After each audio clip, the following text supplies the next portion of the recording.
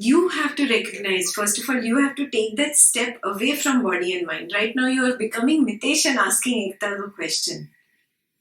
Take that step back from Mitesh and perceive the body mind. Start there. Forget about the world. Forget about seeing others. Just perceive the body mind of Mitesh. Take a step from the body mind, the name form function that I said. This container, start here instead of starting with the world. This is easier. So for me, here, the way I perceive myself, I recognize, oh, I am only perceiving that because I was a kid that time, I want the doll. I am projecting that I am going to ask for that doll and that doll is going to come. And it came. My projection is what I am perceiving became very experiential when I applied it to moment to moment to moment in my life instead of trying to see it outside. So recognizing it as something that develops within me, I create a whole story and then I project the story and then I perceive the story to be that way only. Even if mummy says, no, it is not like that, I have already in my mind psyched myself into believing the story is like this. You don't want to give me the doll because of this. You do that, right? How much ever Amrita or somebody else gives you an explanation, Mitesh has psyched himself in believing his story and now he wants to perceive it that way only. Yeah. Start with these small things that happen in the house. I only projected. I am not taking the other person at face value. I am projecting what he is thinking, what she is saying. And I'm creating a story in my mind. And now I'm perceiving that story. And then I'm saying, you did that. And Amrita is saying, no, I did not mean that. You are making up a story in your mind, but you cannot see that you're making up a story because you're so consumed by your story. You're not ready to listen when she gives you another different perspective. Similarly, when mom told me, no, that is not the reason I'm not getting you the doll, I was like, no, that is the reason because I am reacting to this image and not taking face value of this.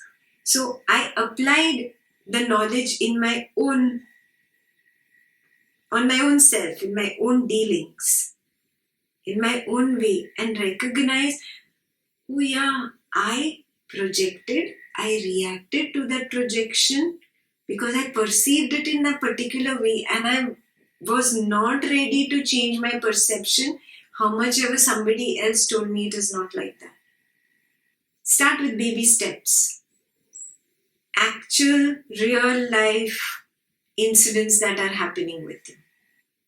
Then get out of the body of Mitesh, get out of the ego of Mitesh, and really sit and ask Amrita, what was it that you were saying? That time I was all in that agitated state, I could not see it because I was so consumed by my perception that I had projected. Now I want to see what you are saying. And take her real story, then you compare your story and the truth, whatever the truth is. Mom did not have money, simple. The doll cost too much. Yeah? Simple truth. But no, mommy does not want me to have the doll. Mommy does not love me. See the difference between the two stories. Yeah?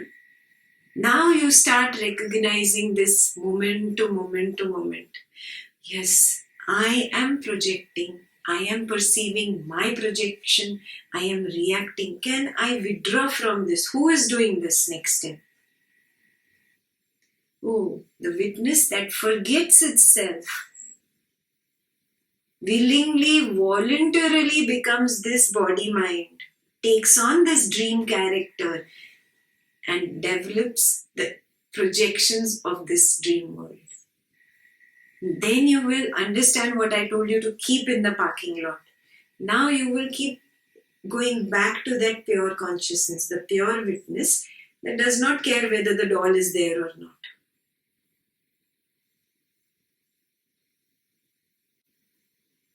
Apply in real life.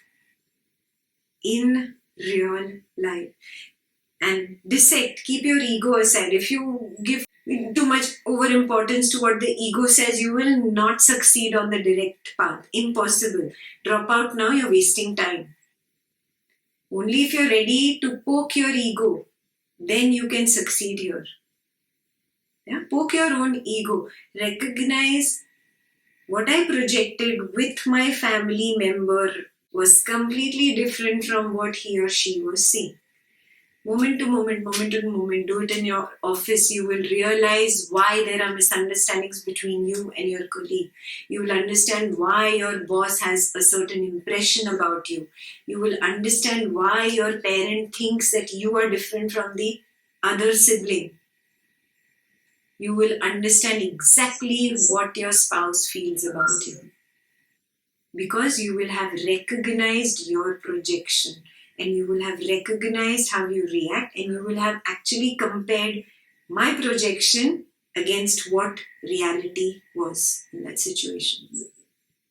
So, drawing a parallel between those two also will help you recognize, oh, we all just project our own mind out there. The external picture is nothing else but a projection of my internal condition. This will really help you again and again withdraw from projection, because you're doing nothing else but getting into the body of the dream subject, the dream character. That's all that you're doing again and again. You get out of the dream character's body and you become the pure consciousness. This is a repetitive practice, if you want to call it a practice. The getting out will become final suddenly. I cannot tell you how it becomes, because you can never pinpoint, oh, at this point of time, I was totally out. I was the pure consciousness. Yeah? That is what I mean by the journey to pure consciousness. Now there's no more witnessing. I have become one. I have realized this. But my projection habit continues. And because of the projection, I veil myself from who I am, and I become this dream character, and I'm creating drama in the dream world. Clear? Again and again, pure consciousness.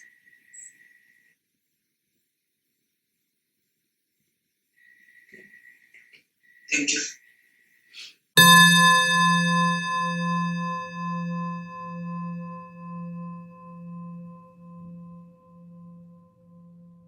So you have started recognizing the distance from the dream character. And you can see the dream character is touching, is seeing, is tasting, is smelling, is doing. Whatever is happening is happening. I am not involved. Yeah. So this actual distancing starts happening. And then the body functions anyways mechanically, automatically. It does not demand much attention, if you've noticed. Yeah? It just goes on. Except when you get coronavirus, some flu, something. That's when you have to really give attention to the body. Otherwise, it's mechanically moving around and doing its thing. The body-mind complex mechanically moves around and does things. You will start recognizing there's a distancing happening. In your experiential understanding, there will no more be I, Sindhu, am touching or tasting or doing. Yeah? There will be a clear recognition of it is happening through this body-mind.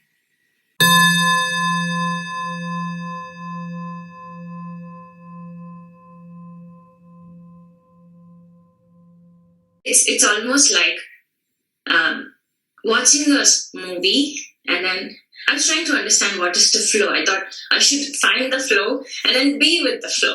The flow, but hindsight, with the flow is what is happening. So it's almost like, okay, if I'm watching a movie, whatever is the story plot doesn't affect me. It's just a movie, story plot, it's a flow. So now, stepping back, it's like, whatever be the flow, it's like, whatever be the story point, oh, it's a movie. It doesn't have to do anything with me. It's just whatever happens, whatever is the climax, or whatever things go, it doesn't get affected. It doesn't affect us, whatever happens in the movie. That's the same exact realization with this world. Super.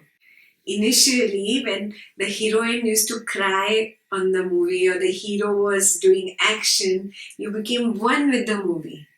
You cried with the heroine, you felt the hurt of the hero, you became one with the movie. Yes? That's how you lived your life. That is called the ignorance. And now when you recognize that I'm not that, now you withdrew from the movie, now you're sitting. You recognize, oh, I'm in the audience. Yeah? And this is just a movie playing on a screen. Nothing to be taken personally. So good. Get off stage. Get off stage. You are not the characters in this movie.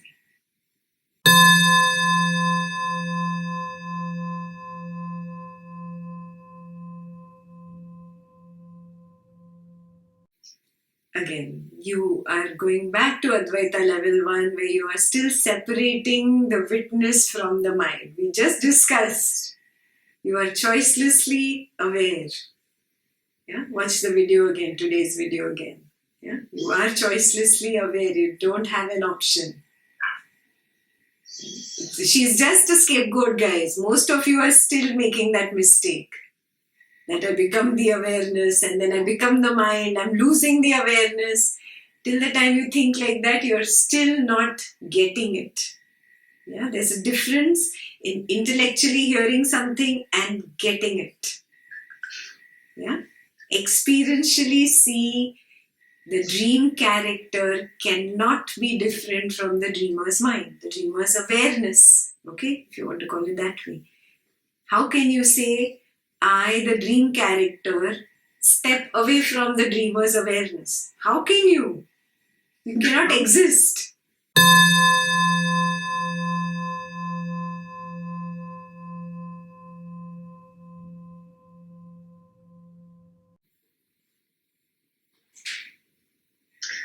Yes, so today's session was as close as it could be, drawing a parallel between the dream and the waking dream.